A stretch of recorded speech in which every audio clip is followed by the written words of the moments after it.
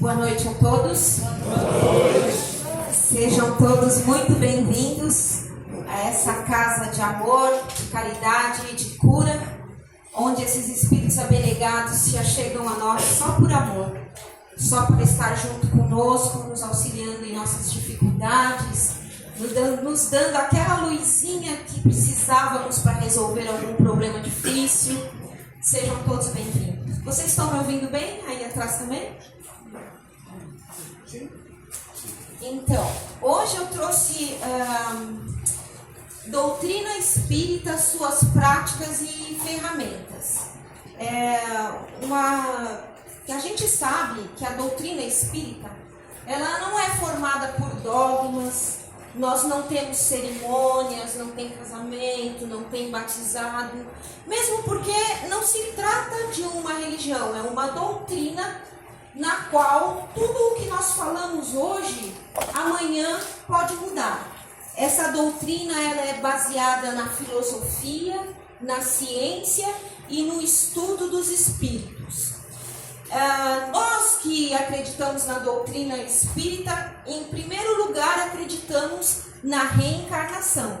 Acreditamos que a vida não é só essa, que teremos outras e outras e outras más, até que possamos estar mais perto do nosso Pai Celestial através da evolução.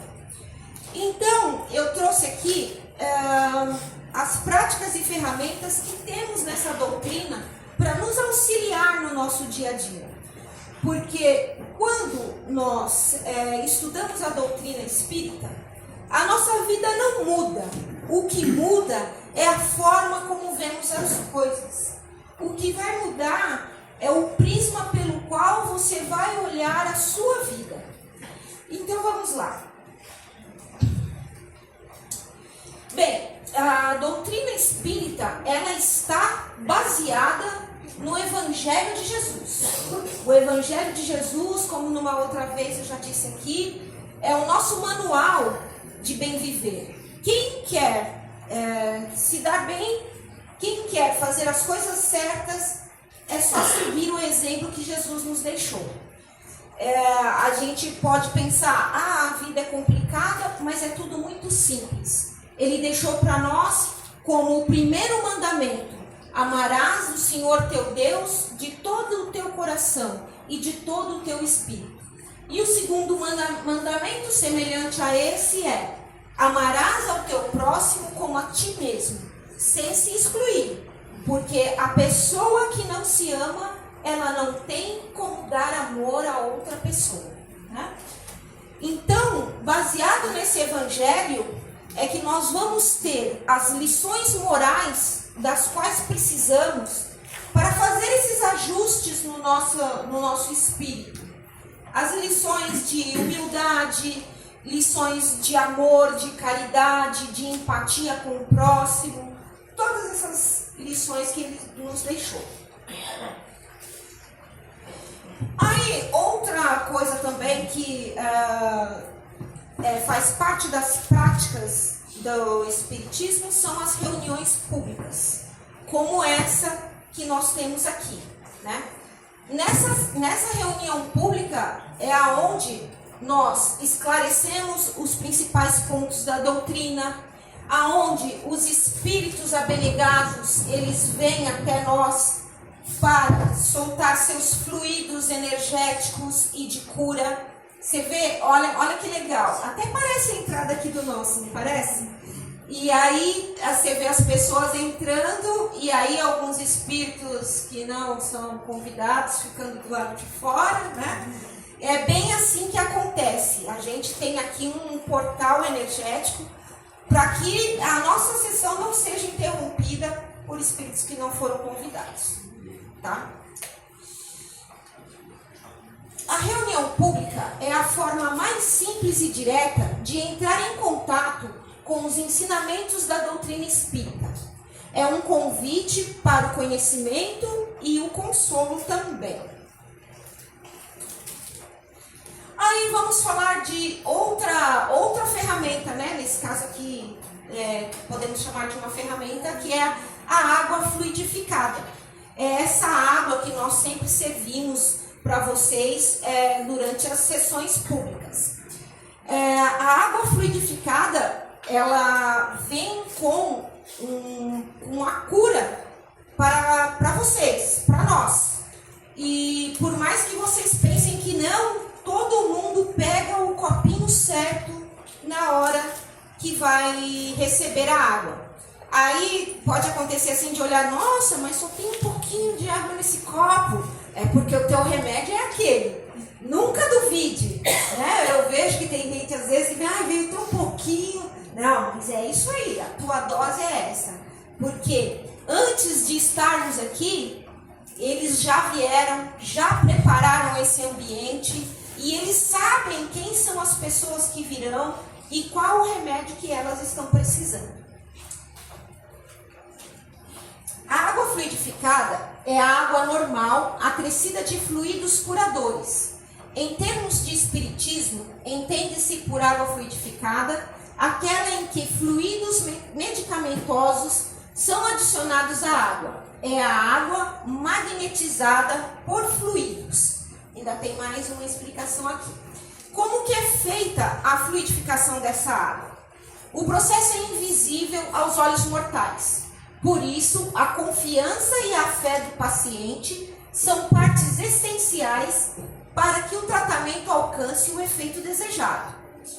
A água é um ótimo condutor de força eletromagnética e absorverá os fluidos sobre ela projetados, conservá-los-á e os transmitirá ao organismo doente, quando ingerida. A água fluidificada expande os átomos físicos, ocasionando a entrada de átomos espirituais ainda desconhecidos e que servem para ajudar na cura. Nós ainda não conseguimos racionalizar esse processo de fluidificação da água. Por isso que aqui diz que é necessário a fé da pessoa que está recebendo esse remédio. Tudo que a gente tem que fazer nessa vida, a gente tem que ter fé, inclusive para beber o remédio que a gente precisa. E quem faz a fluidificação da água? Em geral, são os espíritos desencarnados que durante as sessões de fluidoterapia fluidificam a água. Mas a água pode ser magnetizada tanto pelos fluidos espirituais quanto pelos fluidos dos homens encarnados, que é o papel do médium, cedendo o seu ectoplasma para a fluidificação da água. A gente fluidifica de vocês, a gente fluidifica aquela, juntamente com os espíritos. Assim como ocorre com os passes, sendo necessário para isso, da parte do indivíduo que irá realizar a fluidificação, a realização de preces e a imposição das mãos a fim de direcionar os fluidos para o recipiente em que se encontra a água. Então, essa é uma ferramenta maravilhosa. A nossa água, ela também pode ser fluidificada no nosso evangelho no lar. Quando a gente está fazendo o evangelho, põe a aguinha lá ao lado, ela também será fluidificada pelos espíritos benfeitores que acompanham a sua família, se você faz o evangelho no lar. Tipos de fluidificação da água. Ela pode ser uma fluidificação magnética, que é aquela em que os fluidos medicamentosos são adicionados na água por ação magnética da pessoa encarnada, que coloca suas mãos sobre o recipiente com água e projeta seus próprios fluidos. A fluidificação espiritual é aquela em que os espíritos aplicam fluidos sem intermediários, diretamente sobre os frascos com água na fluidificação. Essa daqui acontece bastante na cirurgia, quando a gente faz em casa, né? Cirurgia astral, obrigada. Tinha dado um branquinho. Na cirurgia astral, quando a gente faz a cirurgia em casa, porque você está dormindo, a tua água está lá ao lado, então ela vai ser fluidificada pelos espíritos somente. A água é o veículo dos mais poderosos para os fluidos de qualquer natureza. Isso se deve à simplicidade da sua constituição molecular. E aí, gente, não é muito difícil imaginar por que a água pode ter esse efeito sobre nós. Qual que é a composição do nosso corpo? A maioria da composição do nosso corpo não é feito de água. E o nosso planeta? Qual que é o elemento mais abundante no nosso planeta? É a água. Então, dá-se por aí um instrumento pelo qual os espíritos se utilizam para nos passar esses medicamentos que necessitamos. Aí aqui nós temos um pesquisador japonês, ele se chama Masaru Emoto. Ele fez uma experiência com a água. Ele colocou a água sob a influência de palavras positivas e também sob a influência de palavras negativas. Congelou essa água e foi observar os cristais, como que as moléculas se ajuntaram depois dessa experiência em que ele disse palavras bonitinhas, palavras de amor para uma água e para outra. Olha como que ficou, é a mesma água, só que uma ficou nessa formação e a outra ficou assim toda esquisita. Então, com isso, a gente mais uma vez vê como que é forte a influência de como nós nos comunicamos com as pessoas. Quando falamos palavras ásperas, quando não adoçamos palavras para falar as coisas. Então, está aqui a experiência do Masaru Emoto, tá? Vamos em frente, então. Agora vamos falar um pouco do passe. O passe, a gente vem aqui, já falamos da reunião pública, água fluidificada, a gente faz uma palestra aqui e depois ministra o passe em vocês. O passe espírita é um ato de transfusão de energias fluídicas e espirituais, realizado por um médium aplicante que impõe as mãos para transmitir auxílio e equilíbrio espiritual, emocional e até físico a uma pessoa que o recebe.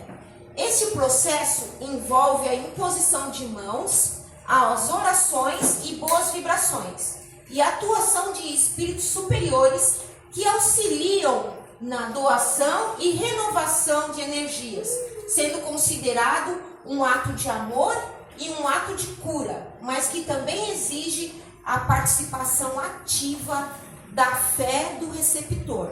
Mais uma vez, não adianta nada estarmos aqui todos dispostos a dar passe em vocês, se vocês não estão aqui receptivos a essa cura, se não estiverem aqui com fé, crendo de que aquilo vai ser o que você precisa para a sua melhora. Para Emmanuel, na questão 98 do livro Consolador, uma psicografia de Chico Xavier, ele explica assim: como a transfusão de sangue representa uma renovação das forças físicas, o passe é uma transfusão de energias psíquicas, com a diferença de que os recursos orgânicos são retirados de um reservatório limitado e os elementos psíquicos são do reservatório ilimitado das forças espirituais. Ou seja, que os recursos orgânicos, ou seja, o sangue, por exemplo, para a transfusão, é um recurso limitado. E que os elementos psíquicos, eles são ilimitados porque eles são efetuados pela ação espiritual, que é eterna e não tem fim. Que bom.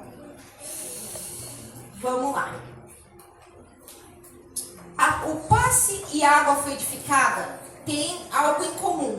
Ambos auxiliam na renovação do nosso princípio vital. O nosso princípio vital é o que determina quanto tempo nós estaremos por aqui.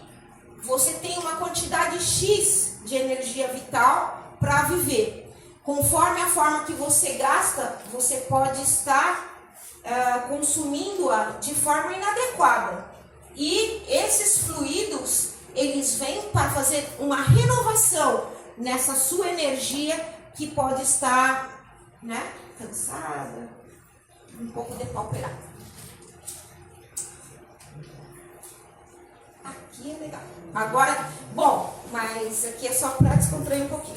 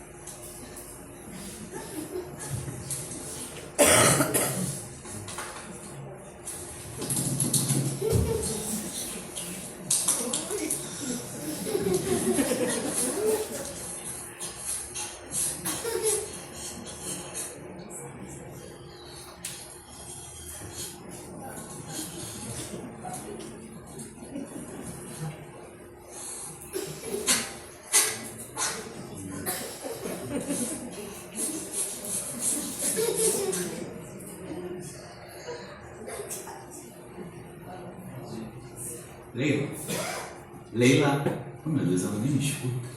Leila, sou eu, seu amigo espiritual.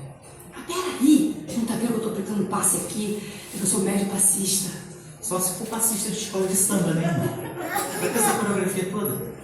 Tá desperdiçando essa energia toda aí, parecendo uma lombriga desnoirada? Basta fazer uma prece pra ele, eu te ajudo. Olha aqui, ele tá muito carregado. Eu tenho que tirar esse peso que tá dentro dele. Tá carregado de medo de você, né? Aqui, se você não pode ajudar, não atrapalha, tá bom? Desculpa, moço. Caraca, senhor, não. Olha, feche os olhos e pense em Jesus. Você também, irmã, deveria fazer o mesmo. Fechar os olhos e pensar em Jesus, né? Eu já tô pensando em Jesus há muito tempo. Não, você me desculpa, mas parece que você tá querendo aparecer aqui. Assim. Olha essa camisa que você tá usando. Camisa? Então, eu ganhei. Ganhou de quem? Um menino que estava a camisa. Leila, você pagou por ela, né? Ele vive disso. Ô, Leila, por favor, me ajuda, vamos trabalhar juntos. Tá, mas olha, eu ajudo, mas não se mexe no meu serviço, não. Tá bom, não vou me meter. Mas me diz uma coisa, você tá sabendo da última moda do passe? Que moda? Ué, não tá sabendo da última moda? Ah, eu sei aquela do bonecão. Não, essa aí já passou, é outra. É a moda que os grandes médios estão aplicando agora. Olha. Você não tá sabendo, não? Não. Bom, então eu vou te ensinar, mas você promete não espalhar pra ninguém? Sim. Então, a moda agora é você dar o passe a 5 passos de distância da pessoa. E de costas. Por quê?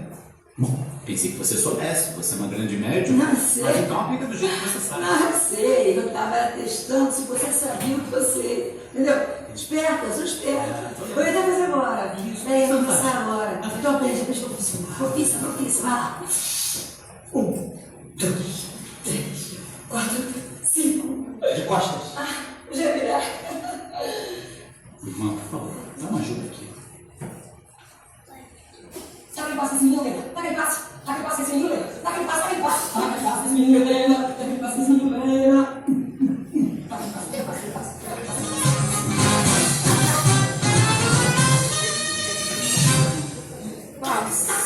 Só para dar uma descontraída, né? Ainda bem que ninguém aqui dá passo desse jeito, né? Bem, mais uma ferramenta que a gente tem na nossa doutrina espírita, que é o Evangelho no Lar. Quem aqui faz Evangelho no Lar? Muito bom, bastante gente, mas tem que ser todo mundo, viu? O Evangelho no Lar, ele possibilita a melhor compreensão da mensagem de Jesus e conduz ao aprimoramento moral. Ele cria o hábito de reunir os familiares e desperta o sentimento de fraternidade. Colabora para a elevação do padrão vibratório do lar e propicia a vivência mais equilibrada. Aí, para fazer o Evangelho no Lar, né? diz assim nas instruções, uma vez por semana. Mas na verdade, vocês é que vão me dizer de quanto evangelho no lar vocês precisam. Olha, eu faço todos os dias. Dia que tiver ruim, tem que fazer 2 vezes. Então, cada um sabe qual que é o tamanho da sua dor, do que quer, né, curar. Mas o evangelho é necessário no lar. E por que tem que ser com hora marcada? Gente, a espiritualidade, pelo menos a espiritualidade séria, que é a que a gente gostaria que estivesse no nosso evangelho, ela é muito ocupada. Vejam quantas guerras pelo orbe terrestre, quanta gente desencarnando. Então, por isso que tem que ser com hora marcada. Porque espírito zombeteiro e à toa, a gente está com eles ao lado o tempo todo. Agora, você quer a concorrência de espíritos sérios no seu evangelho? Então tem que ser com hora marcada. Justamente por causa disso. Que mais que o evangelho nos ajuda também? Ele facilita o amparo diante das dificuldades, mantendo operantes os princípios da vigilância e da oração. Fortalece o vínculo com o divino amigo. Quando a família ora, Jesus se demora em casa. Fazer o evangelho no lar cria uma luz muito intensa em volta do seu lar e de todos os seus vizinhos. Espíritos que não lhe querem bem não enxergam mais a sua casa quando você faz evangelho no lar.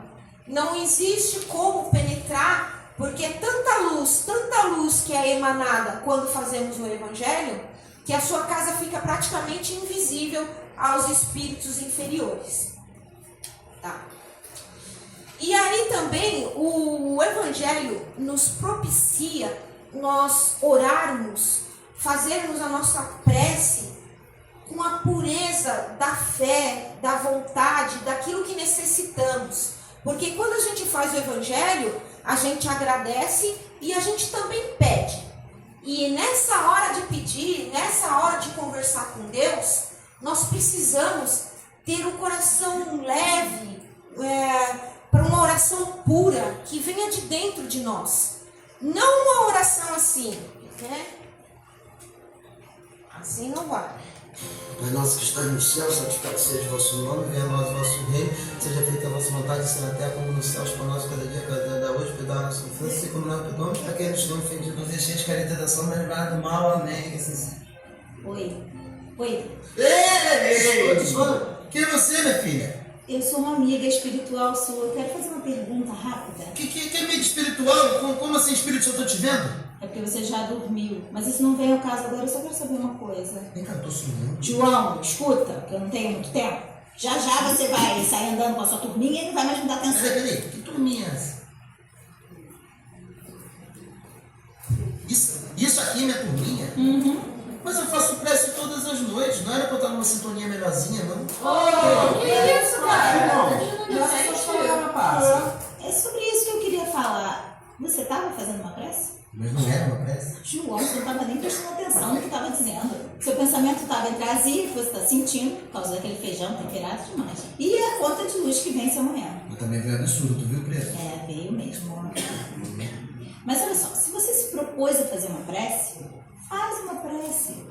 Tenta limpar a cabeça de todas as outras coisas. Conversa com Deus.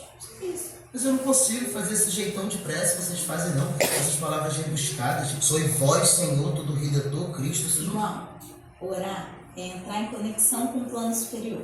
Não precisa um jeitão de prece cheio de tu, voz e palavras rebuscadas. Basta você conversar francamente com Deus. Como você conversa com seus amigos? Simples. Ah, tá. Então eu vou chegar pra Deus. Qual é, Deus? Beleza? E tudo bem? E como é que foi o jogo do Vascão? Você viu? É bom, assim, se o seu papo com o Criador for sobre o jogo do Vascão, tudo bem. Mas você podia aproveitar também e falar sobre os seus medos, suas expectativas. E relembrar com ele, assim, as coisas que você fez durante o dia. Com as suas palavras mesmo. Não consigo, não sei, não adianta. Bom, tá bom. Melhor deixar pra lá, né? Deixa pra lá, professor. Tá bom, então. Até mais. É. Ah, só mais uma coisa. Aquele exame que o seu pai fez, já saiu o resultado? Saiu sim. Saiu e E a notícia não foi muito boa, não. Parece que ele já está quase nos deixando já. Os mestres pediram até pra gente ir se preparando, entendeu? Porque tá passado mais tempo com ele, ter levado ele pro Maracanã. Coisa que ele gosta muito. Eu fiz.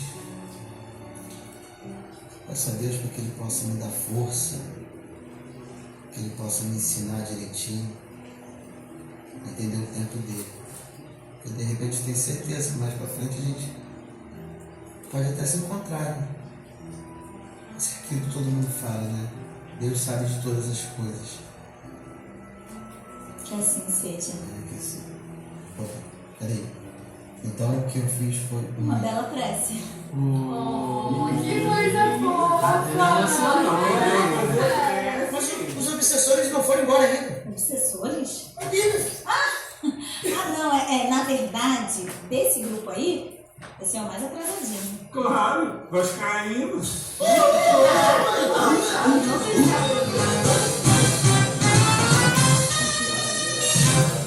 Eu queria aproveitar o gancho para pedir aos amigos espirituais que pudessem inspirar as pessoas que estão assistindo esse vídeo para que elas tenham força de pegar esse mouse aí, se inscrever no nosso canal, curtir, assistir, acompanhar o canal Amigos da Luz. Obrigado, tá bom? Obrigado. Bem, aí a gente vai para mais uma prática, mais uma ferramenta que é o estudo da doutrina espírita.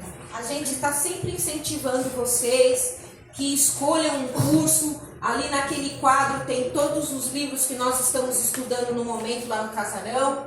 É essencial, eu diria primordial, o estudo da doutrina espírita. O estudo da doutrina espírita visa aprofundar a compreensão sobre a vida através da integração de filosofia, ciência e religião, buscando a evolução moral e intelectual do indivíduo. A base para este estudo é a codificação de Allan Kardec, que sistematizou o conhecimento sobre a mediunidade e as leis do mundo espiritual. O processo de estudo deve ser sério, contínuo e sem preconceitos, incentivando a reflexão, a prática do bem e a transformação pessoal para alcançar a perfeição espiritual. Outra ferramenta importantíssima é a reforma íntima. Eu gosto muito dessa imagem, eu já apresentei ela aqui de uma outra vez. Ela é uma estátua que se chama Self-Made Man, da Bob Carlyle, um artista americano.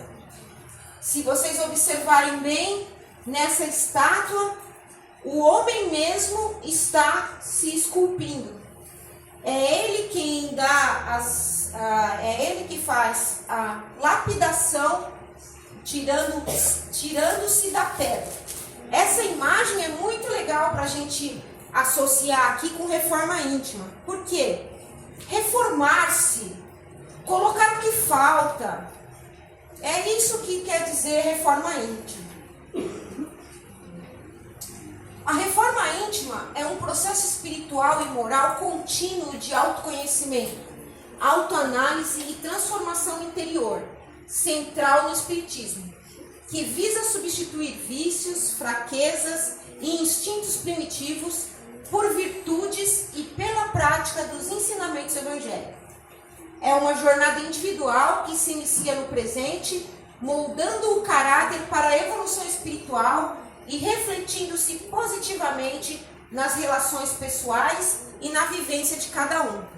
Quando eu cheguei aqui nessa casa, eu achava que a reforma íntima tinha que ser assim, pá, pá, pum, pegou, foi, não tinha mais espaço para nada. Por quê? Porque agora eu conheço a verdade.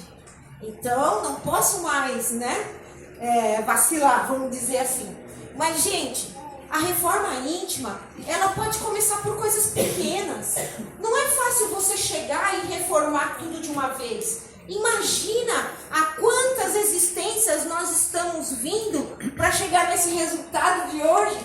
Imagina quantas que a gente ainda vai precisar, meu Deus. Então, vamos começar devagarinho. Vamos começar. Hoje eu não vou falar palavrão. Vamos começar. Hoje eu não vou levantar de mau humor. Essa daí eu tento todo dia.